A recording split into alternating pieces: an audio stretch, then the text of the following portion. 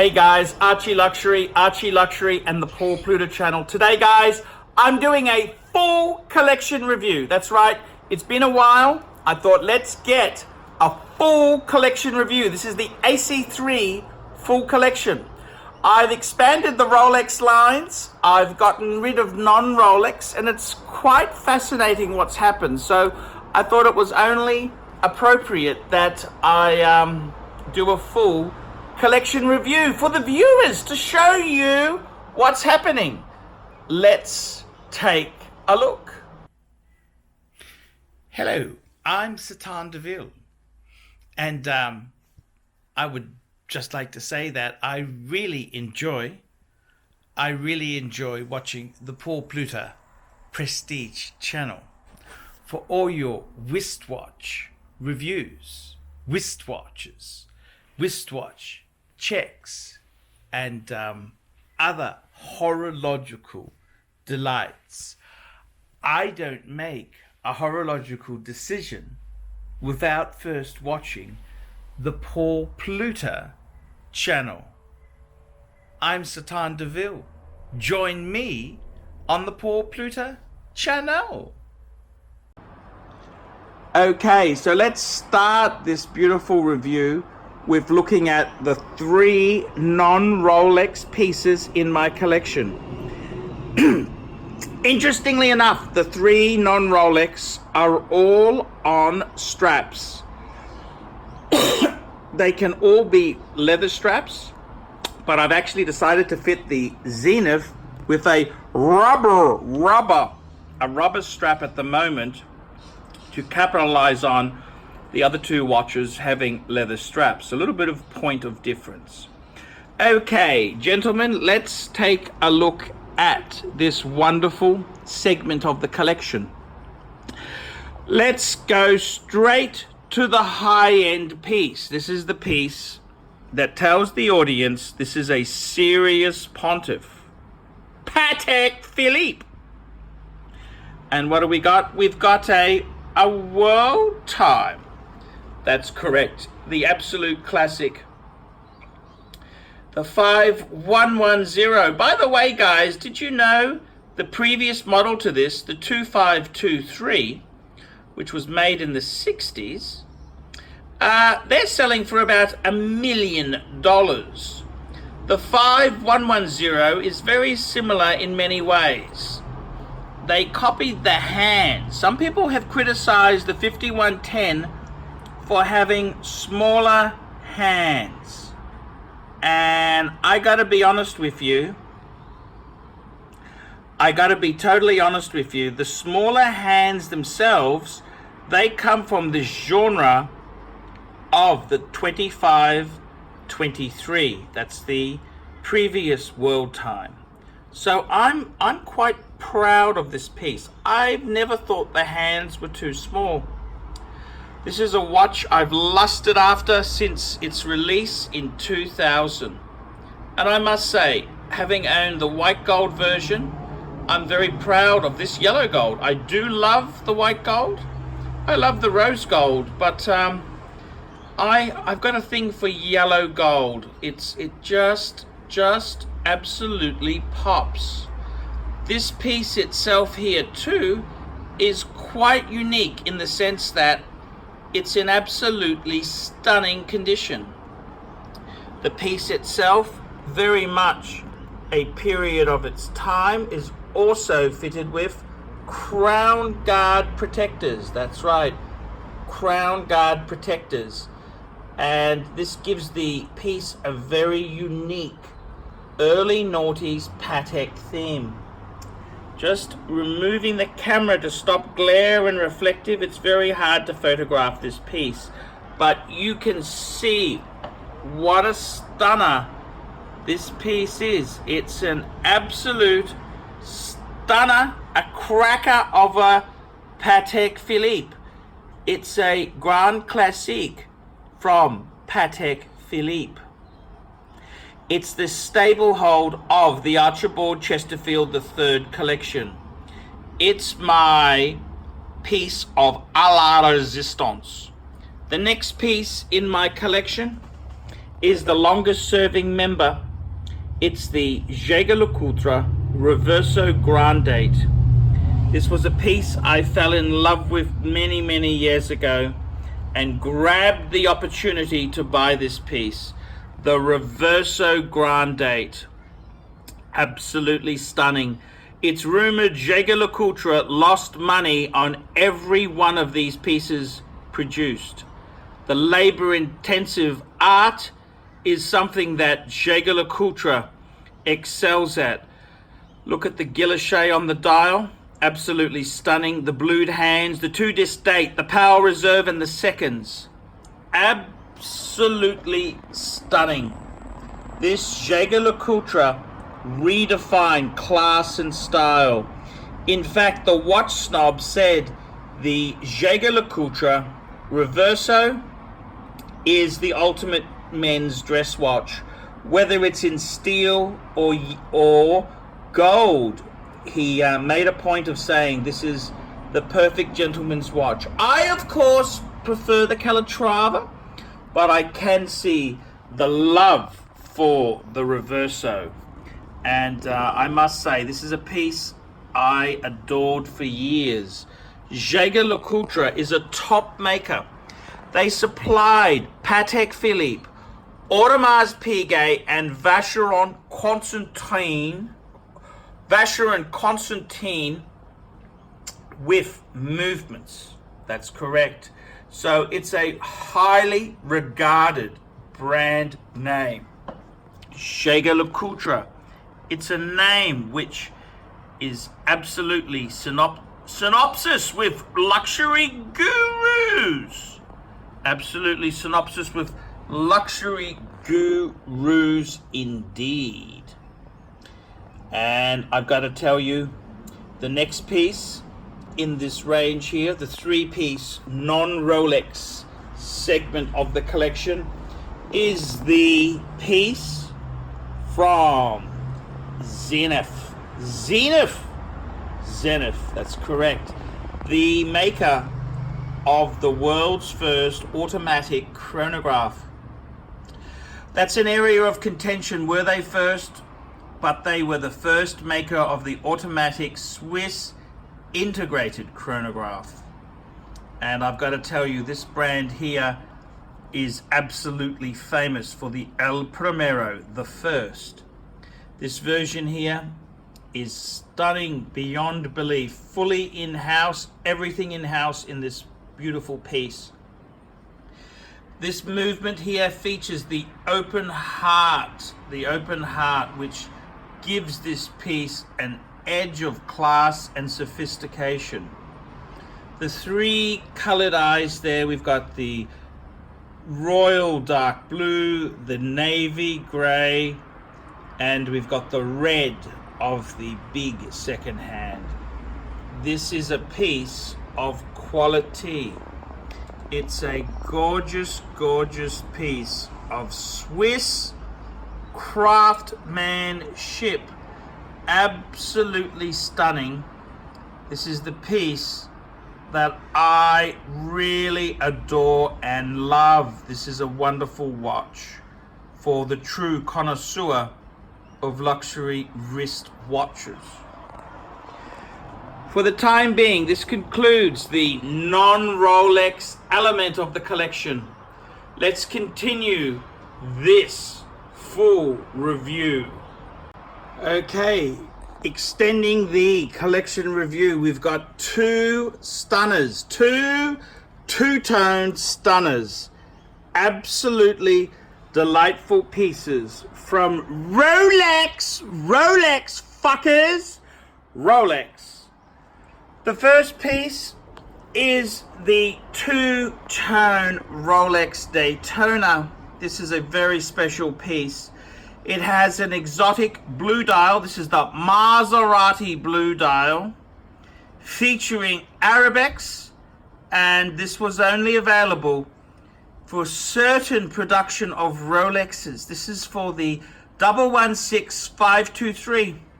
It was only available for a limited time, and these pieces here are commanding a premium. The dial is commanding a $3,000 to $4,000 premium over standard white or black. This is the most desired of the two-tone options. This is the official ArchieLuxury Daytona. This is the official ArchieLuxury watch.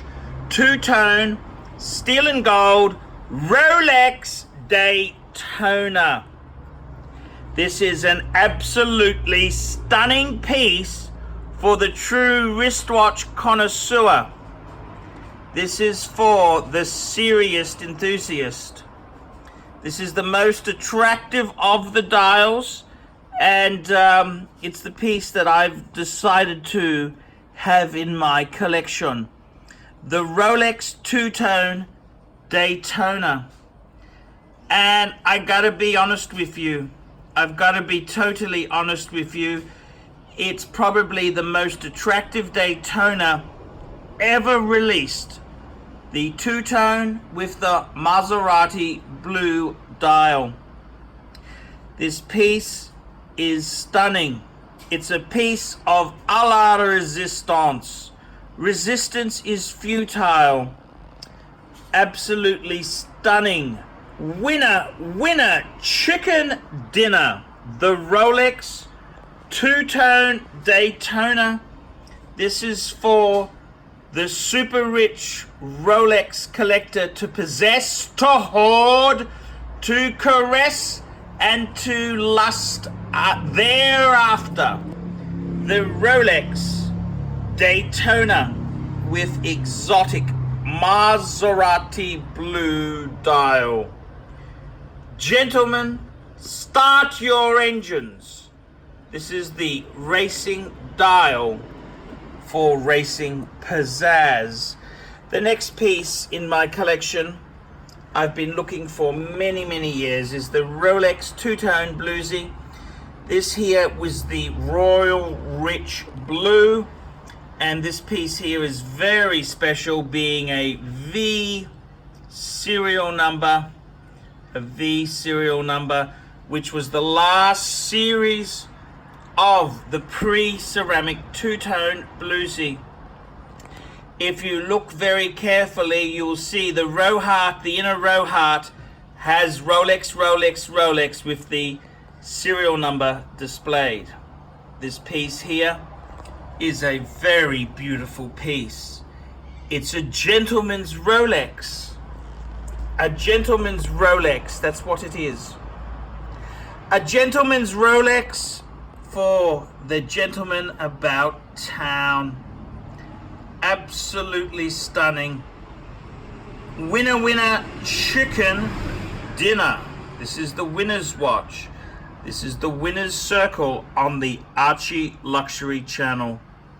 The rich blue has not been carried over to the new ceramic version, and therefore I've got to tell you, I think the pre-ceramic versions will soar in value in the future when the fickle sheep fuckers out there discover the truth.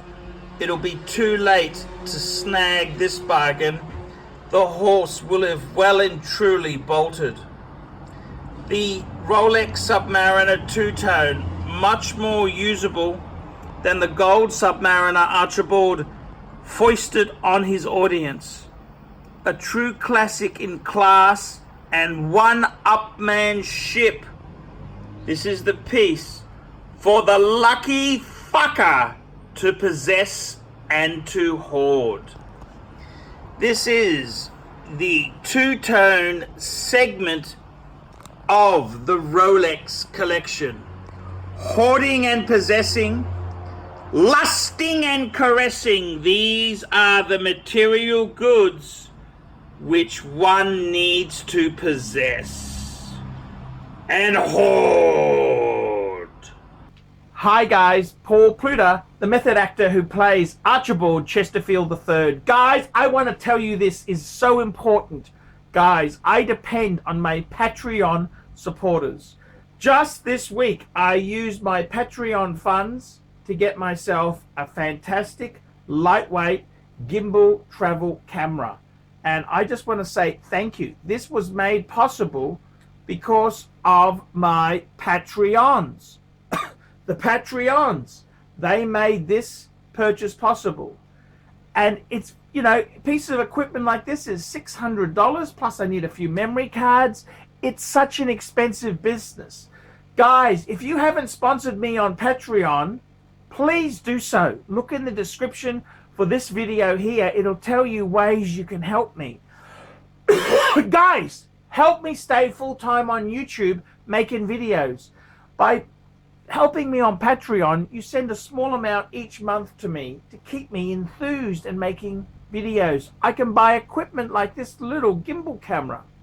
Guys, come on, help me a lot, help me very much so, because guys, I want your help. I need help to make quality content. And I got to be honest with you, if I didn't have your help, it's not going to be much good, guys. It's not going to be much good. I need your help to buy equipment and to do things. So guys, sponsor me on Patreon and I'll be here for you. That's right, I'll be here for you. Please guys, help me on Patreon. See you later. This leads us to the last component of the men's section of the ArchieLuxury wristwatch full collection. This here is the Steel Sports Rolex Contingent. 3 steel stunners. We have absolute perfection before our eyes. In the center of the collection, we have the Rolex Polar Explorer 2. This here is a mid-2000s example featuring solid end links, luminova dial, and of course no holes case. This is a piece I've lusted after with gleeful eyes for many years. In the 90s itself, if I could have afforded any sports Rolex, it would have been a Polar Explorer 2. This here is the piece of a la resistance. The Polar Explorer 2, perfect for all sorts of international skullduggery and adventure. The Rolex Explorer 2, one of the greatest sports Rolexes of our modern time. This piece here, surgical stainless steel, fixed steel bezel, is the perfect companion for the Archibald around town. Absolutely stunning. This waterproof case preserves the Rolex 3185 movement in perfect working order. This is my longest serving Rolex in the current collection and a very good companion to the man about town, whether the man is in Nana, whether he's on the 57th floor at Marina Bay Sands. One thing can be sure is he will look dapper with a Polar Explorer on his wrist. The next companion is another piece from the Explorer line, the 39mm Rolex Explorer 1. This is a true classic in Rolex craftsmanship. This piece here was purchased to commemorate the first Rolex I ever owned, a 1016 Explorer 1. Sadly long sold for personal reasons. The 39mm is a delightful reminder of happier times. This here is the Mark I dial. The Mark I dial has the solid white gold numerals. The Mark II has the numerals with luminova center. The interesting thing is, with the 36mm and the 39mm, prices seem to be remaining very similar. Explorer on the top section for the 36 and Explorer, on the bottom section for the 39. This is a delightful classic in the Rolex lineup. A true three-hand sports luxury dream watch. It leaves our final piece for today, the Rolex for scientists and science experiments. It's the Rolex Milgauss, the watch which would handle 1 million Gauss. This is the piece for all sorts of experiments at Maralinga and other unbetold places. The Rolex Milgauss. I've decided to go with the black face because the 1019 is remembered fondly being in a black face. I want it to be true to form. True to form. This is a piece for the connoisseur to savor over, to lust after and enjoy. This is a piece in my collection that I love dearly. The Rolex Milgauss, a true luxury sports watch in the Rolex mold. There we go, gentlemen. 3 steel stunners in the Rolex sports genre. This has been a look at the Archibald Chesterfield wristwatch collection. This has been an extension of my personality. This has been 20 years in the making. I have sniveled. I have done many things to build this collection. As a best friend once quoted, he's a cunt. I've had to be a cuntosaurus to allow this collection to get to this level. Of course, the lust and desire for luxury goods is strong. Without that desire, I'd be just another beta soy with a Tudor on his wrist. Amen. The cuntosaurus that is most wristwatch collectors. Archibald Chesterfield III. He tries so hard to build a collection with balance and pizzazz and cachet.